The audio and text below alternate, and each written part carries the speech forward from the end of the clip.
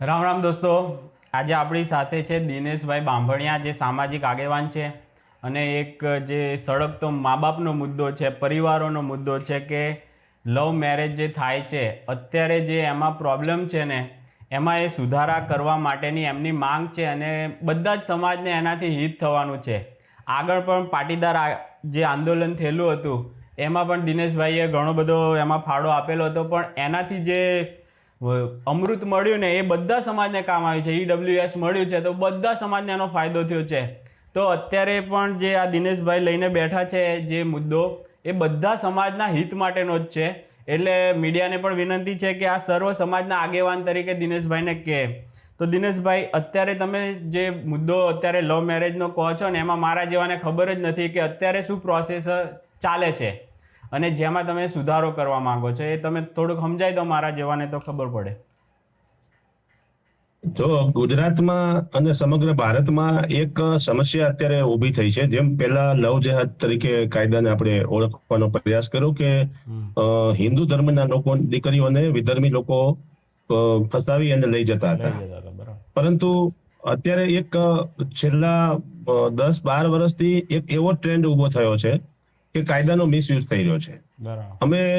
હું આપના સમજથી સ્પષ્ટતા એ કરું કે અમે કોઈ પ્રેમ લગ્નની વિરુદ્ધમાં નથી. કોઈ વ્યક્તિ પોતાના યોગ્ય પાત્રને જો શોધી શકતું હોય અને લગ્ન કરે તો એમાં કોઈ ખોટી વસ્તુ છે નહીં. પરંતુ હિન્દુ સંસ્કૃતિ પ્રમાણે, હિન્દુ મેરેજ એક્ટ પ્રમાણે અથવા સમાજ વ્યવસ્થાને જાળવવાની જવાબદારી જે કઈ છે એ પણ યુવાનો અને માતા પિતા બંનેની છે.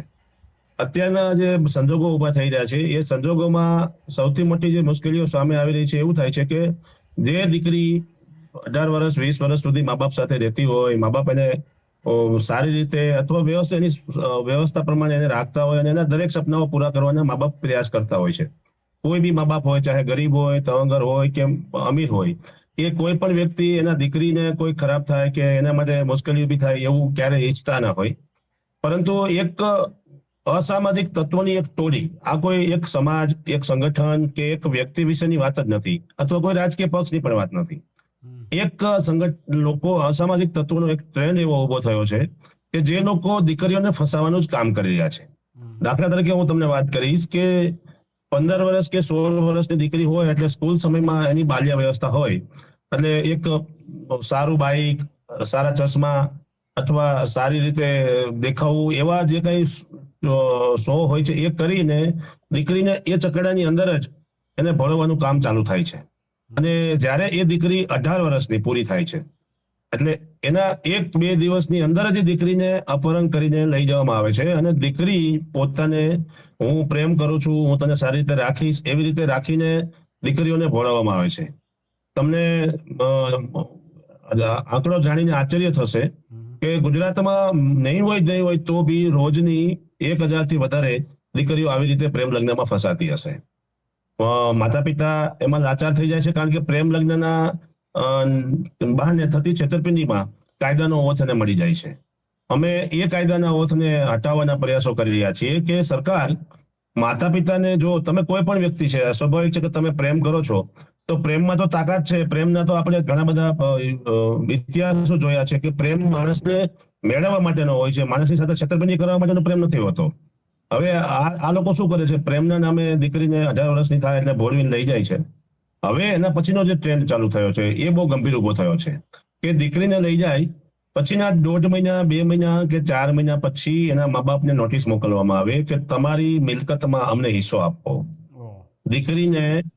દીકરીને જ્યારે ફસાવવામાં આવે છે ત્યારે જ આ બધી વસ્તુ જોવામાં આવે છે કે ભાઈ આના મા બાપ પાસે શું વ્યવસ્થા છે, કેટલી સંપત્તિ છે, કેટલું છે. એટલે કે દીકરીનો સંપૂર્ણપણે દુરુપયોગ થાય છે અને દીકરીના નામે મા બાપ સાથે પણ મોટો ગેપ ઉભો થાય છે. અમે જાહેર જીવનમાં છીએ, અમે સમાજના કામોમાં હોય છે એટલે લોકો અમારી પાસે ઉઠીને રોજ આવી ફરિયાદો લાવે છે અને એ ફરિયાદોની માત્રા એટલી બધી વધી ગઈ છે કે ગુજરાતમાં એક પણ સામાજિક આગેવાન કે રાજકીય આગેવાન ગણો કે કોઈ પણ એક સંસ્થાકીય આગેવાનો ગણો, એની પાસે ઉઠીને કોઈ ફરિયાદ ન હોતી એવો દિવસ નહીં હોય. દીકરીઓ ભાગી જાય પછી મા બાપને ઓળખવાની ના પાડી દે છે, મા બાપની સાથે વાત કરવાની ના પાડી દે છે. એટલું આ લોકોના પેલા અંડરમાં કવર થઈ જાય છે. હું 2-3 બનાવોના તમને હું નોંધ કરાવીશ કે એક જુનાગઢની બાજુમાં ઝાંઝરડા ગામ છે. સૌરાષ્ટ્રમાં કે ગુજરાતમાં તમે કોઈ પણ જગ્યાએથી તમે દીકરીને ઉઠાવીને લાવો છો તો ત્યાં તમામ વ્યવસ્થાઓ કરવામાં આવી છે. ફુકાઓ પાસે સંપૂર્ણ 4 રૂમની હોટલ, સામાન્ય મંદિર, તમને રહેવાનું, તલાટી, મંત્રી, સરપંચ, 1 લાખ રૂપિયા તમારી પાસે હોય તો તમારે દીકરી સાથેના લગ્ન તમને કરી આપે. અને જો તમારી પાસે દીકરી ના હોય અને તમે એમ કહો ભાઈ દીકરી હજી મારા હાથમાં આવી નથી, 2-5 દિવસ પછી આવશે, તો દીકરી વગર પણ મેરેજ કરી આપવામાં આવે છે અને એના સર્ટિફિકેટ ઇસ્યુ કરી દેવામાં આવે છે. ગઈકાલે અમે વિજાપુર ખાતે એક જે બનાસકાંઠાના ગામની વાત કરી, તો બનાસકાંઠા ગામની અંદર, બનાસકાંઠા જિલ્લાના એક ગામની અંદર એક જ જગ્યાએ 200 ઉપરના મેરેજ રજીસ્ટ્રેશન કરવામાં આવ્યા છે. અને બીજું, એ ગામનું મંદિરમાં ક્યારેય એવી કોઈ મોટું મંદિર નથી કે ત્યાં માણસો લગ્ન કરવા જાય. સામાન્ય એક આપણે જે માતાજીની મંદિરની દેરી હોય છે, એ દેરીમાં જ આ લગ્ન કરી દેવામાં આવે છે. અને બીજું, એક અધિકારી દ્વારા 163 લગ્નમાં એક જ વ્યક્તિની સાક્ષીમાં સહી કરવામાં આવે છે. અને એની બદલી થઈ જાય પછી કોઈ મેરેજ ત્યાં નોંધાતા નથી. ફક્ત 2 મેરેજ નોંધાયા છે 1 વર્ષની અંદર, બીજાના વર્ષે 3 મેરેજ નોંધાયા છે. અને જ્યારે એ વ્યક્તિ હતો ત્યારે 1 વર્ષની અંદર 163 અને 55 એટલે 2 વર્ષની અંદર આટલા મેરેજ નોંધાયા. તમે વિચાર કરો કે એક વ્યક્તિ, એનું નામ તો આપો તમે. ગઈકાલે બનાસકાંઠાને આખું પર્દાફાશ કર્યું છે અમે અને મીડિયા સમક્ષ મૂક્યું છે ગઈકાલે. હું આપને પણ લિંક મોકલી આપીશ. અમે કાગળો, નામ, નંબર અને જે સાક્ષી છે એનું, અને એક જ જગ્યા કે મેલડી માતાનું મંદિર, એવી રીતે જે મેરેજો થયા છે. હું આપને જણાવું કે આણંદ જિલ્લાનું એક ગામ છે કે જ્યાં ગામની વસ્તી 700ની છે, એ ગામમાં 27 મેરેજ રજીસ્ટ્રેશન થયા છે. એટલે તમે વિચાર કરો, હું તમને એનો આંકડો સમજાવું કે 3 જણા સાથે મળીને આ લગ્નની નોંધણી કરે છે, વકીલ, સરપંચ અને તલાટી. બરાબર છે. હવે દરેક પરિવાર પાસેથી, દરેક સભ્ય પાસેથી 2 લાખ રૂપિયા લેવામાં આવે છે પગાડી દેનાર વ્યક્તિ પાસેથી. હવે તમે વિચાર કરો, 1700 લોકો ભાગી જાય છે તો કેટલા રૂપિયા થાય છે? 1700 લોકો અને 27 મેરેજ જે નોંધાય છે, એ 27 મેરેજના પૈસા તમે કાઉન્ટ કરો કે કેટલા રૂપિયા થાય. એમાંથી એ લોકો શું બીજો ધંધો કરવાનો જરૂર પડી?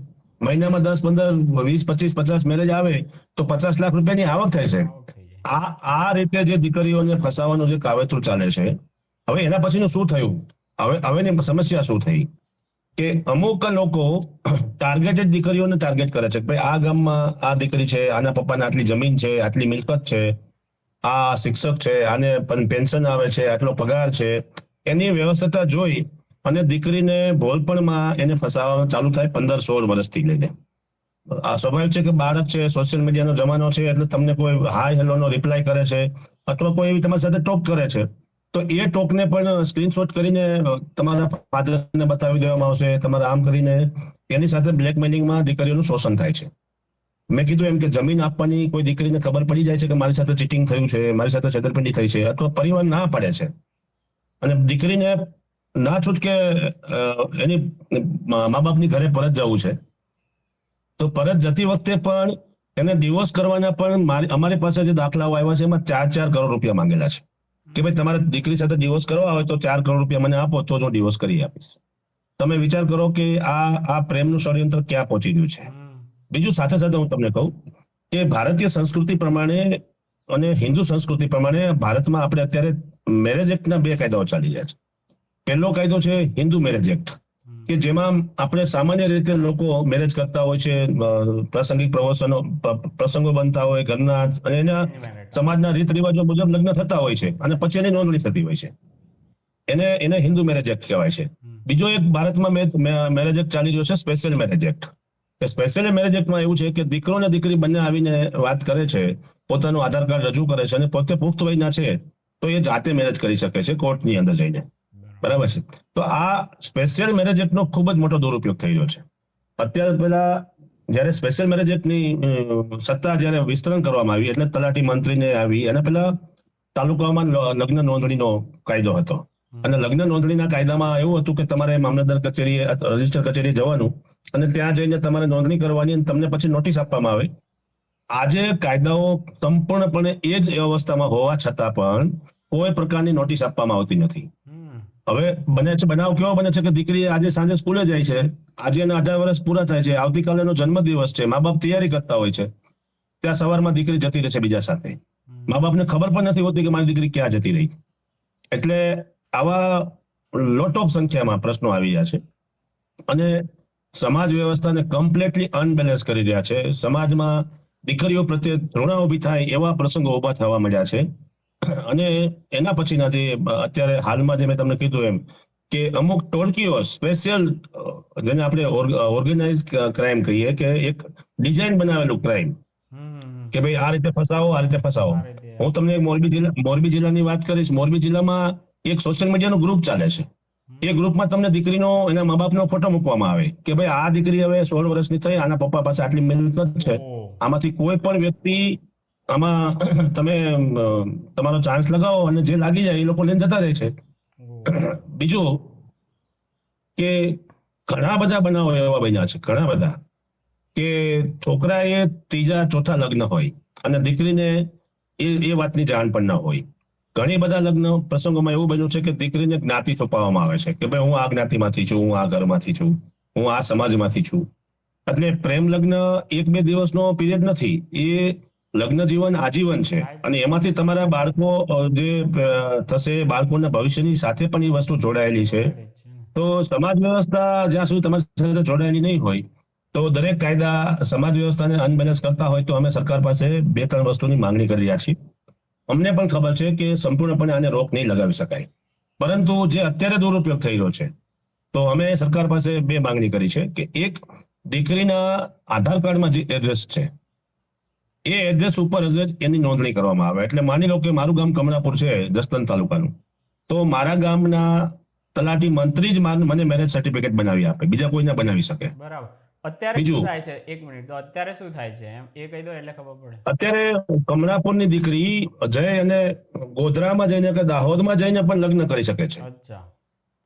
એટલે કોઈ પણ વ્યક્તિ ગમે ત્યાં, આખા ભારતમાં ગમે ત્યાં કરીએ કે ગમે ત્યાં એ નોંધણી કરી લે છે. સ્પેશિયલ મેરેજ એક્ટ ની અંદર એવી જોગવાઈ છે કે તમે બંને સહમતિથી લગ્ન કરી શકો છો. હવે સહમતિથી લગ્ન કરો, એક ટ્રેન્ડ એવો પણ ચાલી રહ્યો છે સમાજ વ્યવસ્થાની અંદર કે લોકો હવે કોર્ટ મેરેજમાં પસંદગી કરી રહ્યા છે.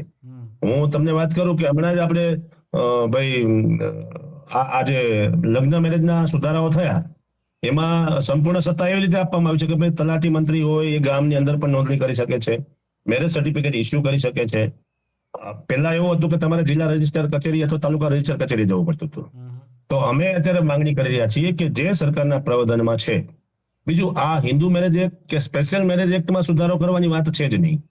વાત એ છે કે રજિસ્ટ્રેશન વિભાગ જે છે, નોંધણી વિભાગ જે છે, લગ્નનું જે નોંધણી કરે છે, હું આપને કહું કે તમે પ્લોટ લ્યો છો, કોઈ પણ પ્રકારનો પ્લોટ લ્યો છો, મકાન લ્યો છો, જમીન લ્યો છો, કોઈ પણ તમે સ્થાવર મિલકત જ્યારે લ્યો છો, ત્યારે જસદણની મિલકત હોય અને તમને દ્વારકામાં એનું રજીસ્ટ્રેશન કરી આપવામાં આવે છે? તમારે ગામમાં જ કરવું જોઈએ. તો આ તો એવી મિલકત છે કે આની કોઈ વેલ્યુ, કિંમત જ ના થાય. અમૂલ્ય વસ્તુ છે. દીકરી એટલે કુળ, પરિવાર અને સમાજની એક શાન કહેવાય. એ દીકરીને તમે ગમે ત્યાં રજીસ્ટ્રેશન કરીને નોંધી દો, એ વસ્તુ વ્યાજબી નથી. બીજી વાત અમારી એ છે કે નોંધણી કરતા પહેલા કોઈ પણ વ્યક્તિ, દીકરી આવીને નોંધણી માટે અરજી કરે છે, બંને દીકરો અને દીકરી બંને, તો એની બંનેના માતા પિતાને 45 દિવસ અગાઉ જાણ થવી જોઈએ કે ભાઈ તમારી દીકરીએ અરજી કરી છે કે હું આ વ્યક્તિ સાથે લગ્ન કરી રહી છું. તમે 45 દિવસની અંદર આવીને તમારે કઈ ઓબ્જેક્શન હોય તો તમે અમને જાણ કરી શકો છો, નહીતર અમે આ લગ્ન મંજૂર કરી દઈશું. બરાબર છે? તો સામાન્ય આપણે પ્લોટ લેવો હોય તો આપણે છાપામાં આપીએ છીએ કે અમે આ પ્લોટ લઈ લે છે, કોઈને વાંધો છે? આ જમીન લઈ કોઈને વાંધો છે?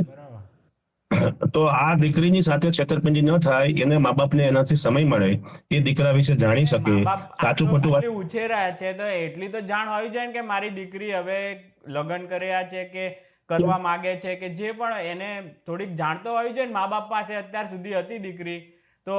અને પછી તમારી એક બીજી માંગણી બી વ્યવસ્થિત જ છે કે જ્યારે એ ભાગીને જ લગ્ન કરે છે તો પછી આ લુખ્ખા તત્વો જે છે એની જમીનમાં એમાં ભાગ પડાવવા માટે એને ભોળવીને લઈ ગયા છે. એ વસ્તુ આપણો જે ચિંતા છે એને પણ કાયદાકીય રીતે રક્ષણ મળવું જોઈએ કે તમે હવે ભાગીને લગ્ન કર્યા છે તો તમારું ગુજરાન તમારી રીતે જીવો, તમે અહીંયા પછી તમારા મા બાપમાં કોઈ તમારો. હું તમને વાત કરીશ કે વિશ્વના બીજા દેશોમાં લગ્ન એરેન્જ મેરેજમાં ઘણા બધા અલગ અલગ પ્રાવધાન છે. એમાં અમુક દેશોમાં એવી જોગવાઈ છે કે જે દીકરો અને દીકરી બંને પ્રેમ લગ્ન અથવા સંમતિથી લગ્ન કરે છે તો એ લોકોએ બંને પોતાનું મેડિકલ સિવિલ લેવલનું સર્ટી ઇસ્યુ કરવું પડે છે. એટલે કેવું પડે છે કે ભાઈ મારા શરીરમાં આ ખામી છે, કારણ કે હું તમને કહું અસ્થમાના પેશન્ટો હોય, કેન્સરના પેશન્ટો હોય, એઇડ્સના પેશન્ટો હોય, એ લોકો પોતાનો રોગ છુપાવે છે અને પછી દીકરીને ખબર પડે છે કે હું આ રોગી સાથે, એટલે બંનેનું લગ્ન જીવન ભંગાણ થાય છે. સાથે સાથે એટલે મેડિકલ સર્ટિફિકેટ પણ એને પ્રેઝન્ટ કરવાનું. એના પછીની અમારી માંગણી એવી છે કે જે દીકરો કોઈ પણ દીકરીને લઈ જાય છે તો એ પોતે ડિક્લેરેશન આપે પોતાનું કે ભાઈ મને મારા મા બાપની, મારી દીકરી, મારી વાઈફના માતા પિતાની મને સહમતિ નથી, પરંતુ હું આ દીકરીને સાચવવા માટે મારી પાસે આ વ્યવસ્થા છે, મારા મા બાપની આટલી મિલકતો છે, હું એનો વારસદાર છું અને મારા મા બાપ, એટલે હું દીકરો છું તો મારા મા બાપ એમાં સહી કરી આપે કે ભાઈ હા અમે આટલી મિલકત આ દીકરાને આપવાના છે અને આજથી એ દીકરી આ મિલકતની ભાગીદાર છે. કારણ કે બનાવો કેવા બને છે કે અત્યારે આપ જોવો છો કે આપણા કાયદામાં જે સુવિધા છે અત્યારે હાલના તબક્કે, એમાં પછી રેગ્યુલર મેરેજ હોય કે એરેન્જ મેરેજ હોય કે લવ મેરેજ હોય, અત્યારે દીકરીને બંને સાઈડથી કોઈ પણ જગ્યાએ હિસ્સો મેળવવા માટે કોર્ટમાં લડવું પડે છે. દાખલા તરીકે કોઈ છોકરો એને લઈ જાય છે, 2-3 વર્ષ કે 4 વર્ષનો એની સાથેનો પ્રેમ સંબંધ કે બધું જળવાય છે, લગ્ન જીવન ચાલે છે અને એમાંથી કોઈ બાળકનો જન્મ થાય છે અને પછી માની લો કે આ છોકરો જે લઈ ગયો હોય છે એને એમ કે તું જતી રહે, એટલે એ દીકરીને ક્યાં જવું, એની મિલકતમાં ક્યાં એનો હિસ્સો એને મળતો નથી, એ બાળક માં હોવાના લીધે બાળકને છોડી શકતી નથી. ઘણા બધા કિસ્સાઓમાં એવું બને, 80% કિસ્સાઓમાં એવું બને છે કે બાળકના લીધે માં પોતાની આખી જિંદગી બરબાદ કરે છે. તો જો એ દીકરો બગાડી જનાર દીકરો એને ડિક્લેરેશન સર્ટિફિકેટ આપશે અને એને મિલકતમાં ઓટોમેટિક ભાગીદાર બનાવશે તો આ ભાગ્યા પછીના જે લગ્નના ભંગાણો છે એ પણ ના થાય, એના માટેના પણ પ્રયાસો અમે કરી રહ્યા છીએ. સાથે સાથે તો લવ મેરેજ વાળાને પણ ફાયદો છે ને, એમાં તો દીકરીને બધાને કે એક ચોખવટ થઈ જાય કે આટલું આટલું છે ને એમાં હિસ્સેદાર બની શકશે, નહીતર પછી ભોળવીને લઈ ગયા છે. બીજું જે વ્યક્તિ પ્રેમ કરે છે, પ્રેમના નામે લઈ જાય છે, એ વ્યક્તિએ પોતાની સાચી ઓળખ જ આપવી પડશે. જો કોઈ પણ વ્યક્તિ ડુપ્લિકેટ કાગળમાં સાઇન કરશે અથવા જે તે અધિકારી એને મેરેજ સર્ટિફિકેટ ઇસ્યુ કરે છે એ અધિકારી પણ જો એને વેરીફાઈ નહીં કરે કે આના માતા પિતા આ છે, આની જ્ઞાતિ આ છે, આનું આધાર કાર્ડ સાચું છે ખોટું છે, તો એની સામે પણ કાયદેસરની કાર્યવાહી કરવાની સરકાર કાયદો બનાવે એવી અમારી માંગણી છે. અત્યારે માની લો મેં તમને કીધું કે આ 200 જેટલા કાગળો બન્યા છે તો એમાં સરકાર એની સામે કાર્યવાહી નથી કરી શકતી કારણ કે કાયદામાં જોગવાઈ નથી. હા, તો એને તો ઉપર કેટલી મોટી કાર્યવાહી કરવી જોઈએ. એ જેવો જતો રહ્યો તરત પછી બધું બંધ થઈ ગયું, તો એ ગોરખ ધંધો એના મરજીથી ને એ જ ચલાવતો હતો ને, એ આખી દુકાન એ લઈને બેઠો હતો. એટલે જે લોકો ચીટર છે, જે લોકો અસામાજિક તત્વો તરીકે દીકરીઓને ટાર્ગેટ કરી રહ્યા છે, એને અમે બચાવવાના પ્રયાસોના ભાગરૂપે અમે આ સરકાર પાસે માંગણી કરી રહ્યા છીએ. ગુજરાતમાં સર્વે સમાજને પીડા કરતો એક આ પ્રશ્ન છે, કારણ કે દીકરી છે એ તમામ માટે મામૂલી કિંમત છે. પટેલની દીકરી માટે જ તમારે આ સુધારા થવાના છે એવું બી નથી ને, સુધારા થશે બધા સમાજ માટે થવાના છે ને. ના, એટલે હું એ જ કહેવા માંગુ છું ને કે દરેક સમાજની દીકરીઓને આવી રીતે હેરાનગતિ છે. મેં ત્યાં સુધી હું તમને કહું છું કે પટેલ સમાજનો દીકરો, આમાં શું છે કે તમે કંઈક વચ્ચે પેલું હતું ને લોહાણા વર્સિસ એવું લખી નાખ્યું હતું, હેડલાઇનો હતી મીડિયાની કે લોહાણા વર્સિસ પાટીદાર, તો આવું બધું થઈ જાય છે. આ તો તમારો મુદ્દો છે બધા માટે જ, પણ મીડિયા ખોટું પછી બે સમાજને ભેળવી નાખે આમાં તો ખાલી ખોટા. ના, જો હું તમને કહું, એ જે ફોન મને આવેલો હતો એ ફોન કરનાર વ્યક્તિએ મને એક પણ બાબતનો આધાર પુરાવો મોકલેલ નથી. મેં બાયાવદર પોલીસ સ્ટેશનને પણ જાણ કરી, બાયાવદર પોલીસ સ્ટેશને પણ મને કીધું, એને બધું મસ્ત જવાબ આપ્યા હતા અને તમે એને ઉપરથી હું એના પછી તૈયાર થઈ ગયા હતા તમે. હું એના પછીની પ્રક્રિયા કહું કે મેં બાયાવદર પોલીસ સ્ટેશનમાં ફોન કર્યો કે ભાઈ આવી કોઈ ફરિયાદ આવી છે, તો એને ના પડી કે આવી કોઈ ફરિયાદ અમારી પાસે આવેલ નથી. બીજું એ ભાઈએ પણ મને બીજા દિવસે સવારથી લઈને અત્યાર સુધીના સમયમાં, જ્યાં સુધી હું તમારી સામે બેઠો છું ત્યાં સુધીમાં મારો કોઈ પણ પ્રકારનો સંપર્ક કર્યો નથી. બીજું કોઈ પણ વ્યક્તિ સ્વાભાવિક છે કે જ્યારે તમારું વિડીયો રેકોર્ડિંગ કે ઓડિયો રેકોર્ડિંગ જ્યારે બજારમાં મૂકે છે તો એ એક ડિઝાઇન જ હોય છે કે ભાઈ આ વ્યક્તિને આ રીતે બોલાવડાવવું. પરંતુ અમે તો એ બાબતમાં છીએ કે અન્ય સમાજ તો પછીની વાત છે, પાટીદાર સમાજની અંદર પણ જો કોઈ સમાજનો દીકરો કોઈ દીકરીને લઈ જાય છે તો અસંખ્ય દાખલાઓ એવા છે કે અમે દીકરીઓને પાછા લેવાના પ્રયાસો કર્યા છે, અમે લઈ આવ્યા પણ છીએ અને એ પરિવારને જે કંઈ કાયદાકીય પ્રક્રિયા હોય એ બધી જ વસ્તુમાં અમે એને પસાર થઈને એની સાથે રહ્યા છીએ. આજે તમે જસદણ તાલુકાની રેલીનું આયોજન જોયું, ગઈકાલે વિજાપુરની આયોજન જોયું. અમે સમગ્ર ગુજરાતમાંથી અમને ફોન આવતા હોય છે અને દરેક ગુજરાતના દરેક ગ્રુપો અમે જ્યાં જ્યાં પ્રયાસો પહોંચી શકાય ત્યાં અમે પ્રયાસ કરીએ જ છીએ. પરંતુ જ્ઞાતિ સાથે જોડીને જે અમુક લોકો આ મુવમેન્ટને રોકવાના પ્રયાસો કરી રહ્યા છે, એમને મારો આ આપનાથી એક સંદેશ આપવા માંગુ છું કે આ લડાઈ દરેક સમાજના દરેક વ્યક્તિને પીડા કરતી સમસ્યા છે. આમાં જો તમારામાં ખાનદાની અને કુમારી કે કંઈ પણ હોય તો કોઈ દીકરીના નામે થતી આ લડાઈમાં આપ મદદ ના કરો તો કઈ વાંધો નહીં, પણ આડા રૂપ ના થશો. બીજી બાબત, એમનો ધંધો થઈ જતો હશે કે એ જ આવી બધો ધંધો કરતા હશે એટલે. હા, અમે એક વ્યાજખોરી અને સટ્ટાખોરી સામે પણ એક અભિયાન ચલાવી રહ્યા છીએ. મને એક મિત્રનો ફોન આવ્યો હતો હમણાં ટૂંક સમય પહેલા કે તમે શું કામ અમારો ધંધો બંધ કરવાનું કરાવી રહ્યા છો. હવે સાહેબ, તમે જે વિચાર કરો કે એક વ્યક્તિ પોતાને 5-25 હજાર રૂપિયા મળે છે, એના લીધે કેટલા દીકરાઓની જિંદગી બરબાદ કરી રહ્યા છો, કેટલા પરિવારો સુસાઇડ કરી રહ્યા છે, કેટલા પરિવારો પોતાની વાલી મિલકત વેચી રહ્યા છે. અને કેવી રીતે રાતોરાત તમને આજે ઘરમાં કોઈ બીમારી આવે છે, ઘરમાં તમારે કોઈ પ્રસંગ આવે છે અને મા બાપ એનું પ્લાનિંગ કરે અથવા કોઈ દીકરાના અભ્યાસ માટે પોતાની મિલકત વેચે કે ભાઈ ચાલો અમે મિલકત વેચીને પછી આ દીકરો કમાશે ત્યારે પાછી લઈ જઈશું. એ વસ્તુ વ્યાજબી છે, પણ તમને રાતોરાત તમે કોઈને ફસાવીને સટ્ટામાં અને વ્યાજમાં જો તમે એની મિલકત લઈ લેવા માંગતા હોય તો એવું અમે ક્યારેય ચલાવવા દેવાના નથી. બીજી બાબત એ છે, સરકારને અમે આ બાબતમાં વાત કરી છે, સરકારે અમારી સાથે વાતચીત પણ કરી છે. સરકારે રજીસ્ટ્રેશનમાં શું સુધારા થઈ શકે, શું કાયદાઓમાં ફેરફાર થઈ શકે, કઈ રીતે રેગ્યુલર મેરેજ જે લોકો કાયદેસરના મેરેજ કરી રહ્યા છે એમને હેરાનગતિ ન થાય, એમને ધક્કાધક્કી ન થાય, એના માટે કોઈ ડિસ્ટર્બન્સ ઊભું ન થાય, એ તમામ વસ્તુની ધ્યાન રાખી અને અમે અમારી ટીમ એક લીગલ ઓપિનિયન સાથે, સમાજ વ્યવસ્થાની સાથે અને સમગ્ર ગુજરાતના અલગ અલગ સમાજો, અલગ વિસ્તારોના લોકો અમને આ બાબતની માહિતી આપી રહ્યા છે. કયા વિસ્તારમાં શું પ્રોબ્લેમ પડે છે, કયા વિસ્તારમાં કઈ સમસ્યા છે, એ તમામ વસ્તુને લઈને અમે એક કમ્પ્લીટ ડ્રાફ્ટિંગ કરીને અમે સરકારને આપવાના છીએ કે ભાઈ આ બાબતે થાય તો દરેક સમાજની વ્યવસ્થા જળવાઈ રહે. અને એ જ તો મેઇન છે. આ અમુક તો કાયદા જેવા બનાવે છે કે પરિવારો તૂટે, એના કારણે આખા પરિવારો તૂટી જાય. પણ હવે સરકારે થોડુંક જાગૃત થઈ અને પરિવારો ના તૂટે, મા બાપની ચિંતાને પણ એટલું પ્રિફરેશન આપો, સમાજની ચિંતાને પણ એટલું જ. ઘણા બધા લોકો એવું કહેતા હોય છે કે બંધારણમાં આવી જોગવાઈ નથી, એટલે બંધારણમાં તમે સ્વતંત્રતા હાણવાનો આમાં કોઈ વાત જ નથી. તમે કાયદાના નામે થતો દુરુપયોગને રોકવા માટેના ભારતના ઇતિહાસમાં બંધારણમાં ઘણા બધા ફેરફારો થયા છે. હું આપને 2-3 વસ્તુ આપની સામે મૂકી દઉં.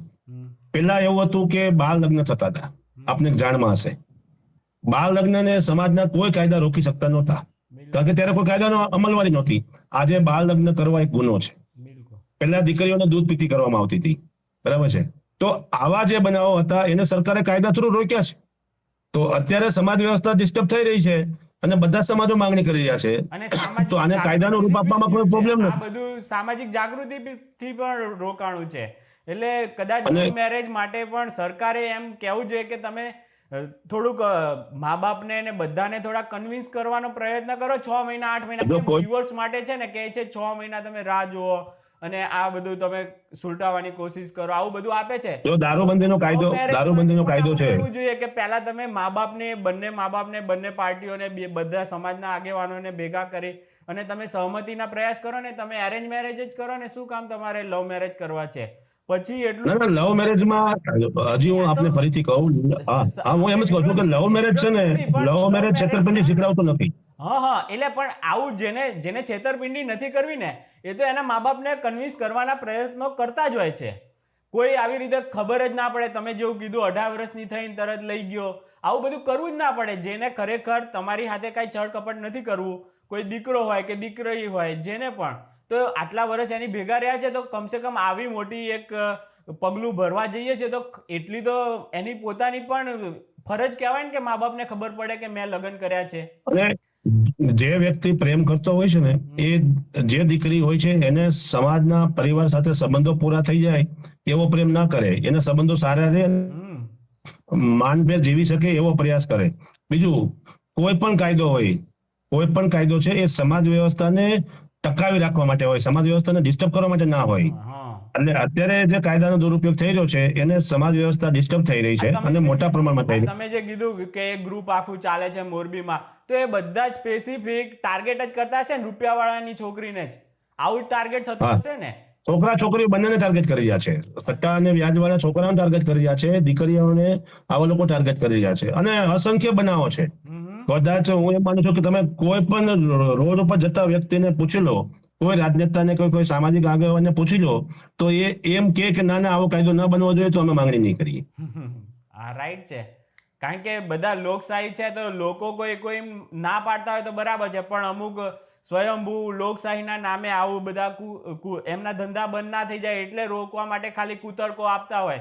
બાકી તો તમે કીધું રોડ પર કોઈ પણ પૂછી લો કે આ કાયદાના સમર્થનમાં છે કે નહીં, તો દૂધનું દૂધ પાણીનું પાણી થઈ જાય. રાઈટ વાત છે. તો હવે આમાં આગળ ક્યાં સુધી પહોંચ્યું છે? મતલબ આ તો તમે આંદોલન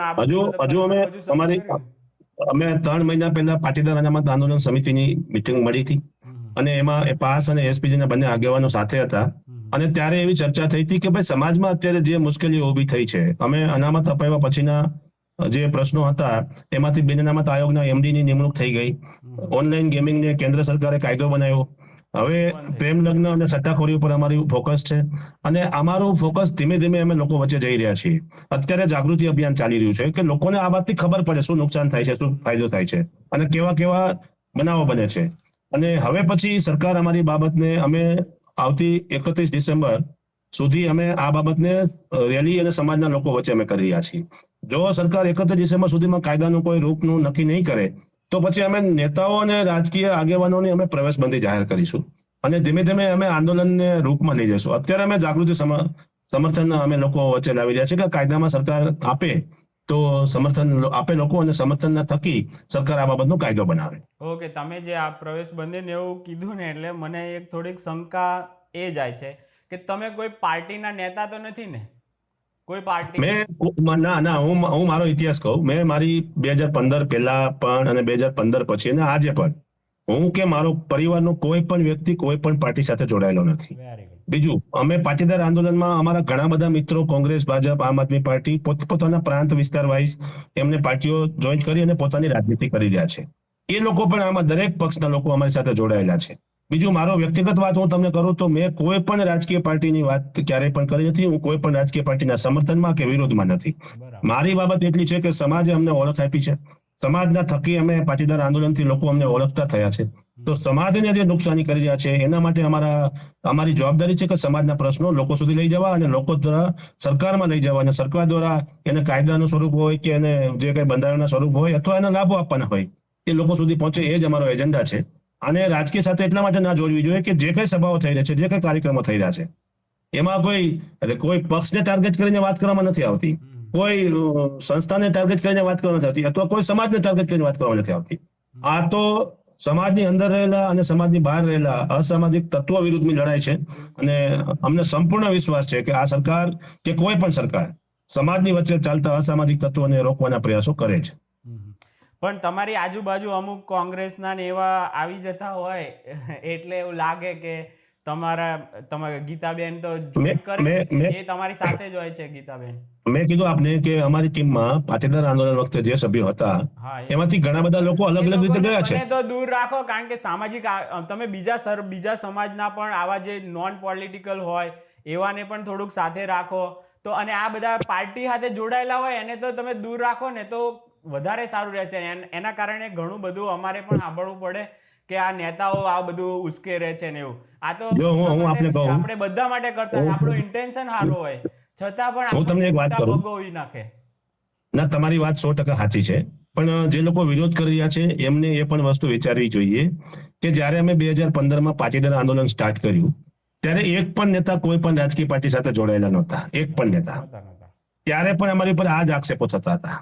બીજું, અત્યારે કોઈ ભાજપમાં છે, કોંગ્રેસમાં છે કે આમ આદમી પાર્ટીમાં છે, બરાબર છે, પણ સમાજના પ્લેટફોર્મ પરથી વાત કરી રહ્યા છે, નહીં કે કોઈ રાજકીય પાર્ટીના પ્લેટફોર્મ બેનર નીચે વાત કરી રહ્યા છે. પણ બીજી વાત, આપણે જોઈન કરી લીધી છે ને એટલે આપણે તો જો સમાજમાં બીજા તમારા જેવા આવા તો કેટલાય આપણે બનાવી શકીએ એમ છે યુવાનો.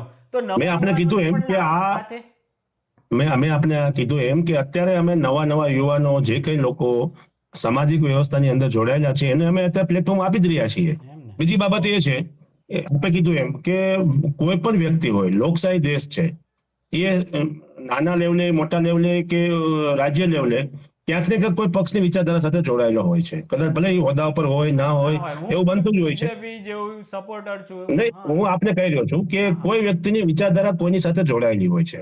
હવે જો આપણે એને બાદ રાખવા જઈએ તો સામાજિક સંગઠનો કામ જે કરતા હોય છે એની અંદરથી ફક્ત સામાજિક લોકો શોધવા ઘણી બધી જગ્યાએ મુશ્કેલ હોય છે અને ઘણી જગ્યાએ બધે ઈઝી પણ હોય છે. બરાબર. પરંતુ આ તો પબ્લિકનો પ્રશ્ન છે.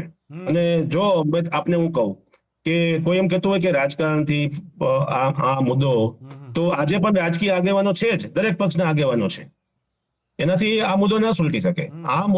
આ મુદ્દો જે છે સામાજિક વ્યવસ્થા જ સુલટે. બીજું કે સરકારે પ્રેઝન્ટેશન કોણ કરે છે, વ્યક્તિઓ કોણ છે, એના કરતા પણ મહત્વનું છે કે મુદ્દો શું છે. મુદ્દો શું છે. બરાબર છે. આજે જે લોકો આવે છે, આપને ખબર હશે કે કોઈ પણ રાજકીય પક્ષોને મિટિંગો કરવી હોય, સભાઓ કરવી હોય તો કેટલું બધું અરેન્જમેન્ટ કરવું પડે છે. વાહન મૂકવા પડે છે, એને હાજરી આપવી પડે છે, રોજ આપવા પડે છે, જમવાનું કરવું પડે છે, ફૂડ પેકેટ આપવા પડે છે. અમારી સભાની અંદર અમારે ફક્ત મેસેજથી લોકો આવી રહ્યા છે. આ જ સૌથી મોટો વાત છે કે અમે સોશિયલ મીડિયામાં 2 દિવસ પહેલા મેસેજ મૂકીએ છીએ, લોકો જોડાય છે. બીજી મેં તમને કીધું એમ કે સરકાર કોઈ પણ પક્ષની હોય, ભાજપની હોય, કોંગ્રેસની હોય, આ સવાલ સિસ્ટમ સામેનો છે. અને ભૂતકાળમાં પણ ઘણી બધી સરકારોએ કાયદા સુધાર્યા છે. અને તમને ખબર હશે કે જયારે અમે પાટીદાર આંદોલન કરતા હતા ત્યારે લોકો એવું કહેતા હતા કે આ બંધારણમાં જોગવાઈ નથી, આ શક્ય જ નથી, આ લોકો રાજકારણ કરવા નીકળ્યા છે, આ લોકો આમ કરવા નીકળ્યા છે. જે લોકો અમને આક્ષેપ કરતા હતા એ લોકો અત્યારે EWS નું સર્ટિફિકેટ લઈ અને લાઈનમાં ઉભા છે લાભ લેવા માટે. અને બીજું, હું મારી વાત કરું કે અમારી ટીમની વાત કરું, તમે પાટીદાર આંદોલન સમિતિના મુખ્ય ચહેરાઓ જેટલા હતા એને ઓળખતા હશો. તમે એક પણ વ્યક્તિને તમે ફોન કરીને પૂછો કે તમારે EWS નું સર્ટિફિકેટ માંગ્યું છે, તમે કઢાવ્યું છે? કોઈએ પણ કઢાવ્યું નથી સાહેબ. એટલે અમે એના માટે નથી નીકળ્યા. બરાબર છે. અમારી વાત એ હતી કે સમાજને સામૂહિક ફાયદો થવો જોઈએ. મેં તમને નામ આપ્યા કે જેટલા લોકોને તમે ઓળખતા પૂછી લો કે ભાઈ તમે તમારા દીકરાને EWS થકી ક્યાંય નોકરી અપાવી, તમે કોઈ સર્ટિફિકેટ લીધું, તમે કોઈ જગ્યાએ એનો EWS નો લાભ લીધો, બરાબર? એવું એક પણ જગ્યાએ નથી. આ રાજકીય, પછી બીજો આક્ષેપ હોય છે આર્થિક, અને ત્રીજો આક્ષેપ હોય છે કેરેક્ટર.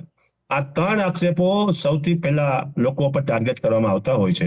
અને મેં કીધું એમ કે જેમ તમે કીધું કે ભાઈ આ કોઈ સમાજની વાત કરે, કોઈ વ્યક્તિગત વાત કરીને અમને પ્રશ્નો પૂછે, આ તો અમારા માટે બહુ જૂનું થઈ ગયું છે. હવે આમાં અમને કઈ એવું નથી લાગતું કે આ હોવું જોઈએ, કારણ કે લોકશાહી છે એટલે તમે વાત મૂકો તો વિરોધનો પણ સામનો કરવો પડે. હા, અને આ કોઈ એક દીકરી તો બધા સમાજના માટેનો જ આ પ્રશ્ન હલ થશે, એમાં સારા સુધારા આવશે તો બધાને ફાયદો થવાનો છે.